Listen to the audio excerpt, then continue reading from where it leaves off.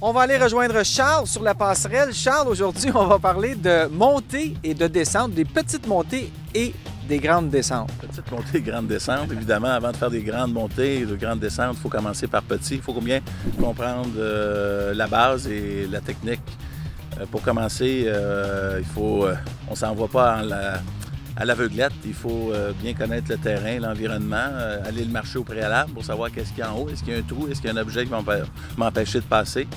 Ensuite, de prendre une distance relativement assez longue, qui est proportionnellement à l'angle et la longueur de la montée, qui veut dire qu'on se présente sur une ligne la plus directe possible, en accélération et tomber à une vitesse modérée dans le bas de la pente, que si je ferme totalement le gaz, que j'ai assez d'énergie pour me rendre au-dessus. Ah, OK. C'est comme ça qu'il faut, partir de cette façon-là. Maintenant, quand je dis il faudrait, dans le contexte qu'on ferme le gaz, avoir cette énergie de monter en haut, mais si on garde quand même le throttle à vitesse modérée. Et évidemment, il y a la position qui est très importante. Alors, allons-y. Quand on est en montée, on doit se positionner vers l'avant pour éviter que la moto passe en mode wheelie.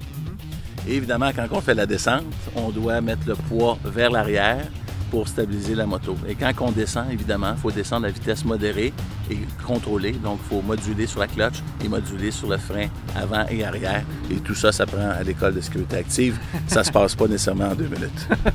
Il faut surtout rester calme et encore une fois, regarder où on veut aller. Très calme, puis être accompagné d'amis, puis d'avoir du fun. C'est ça qui est le but. Merci, Charles.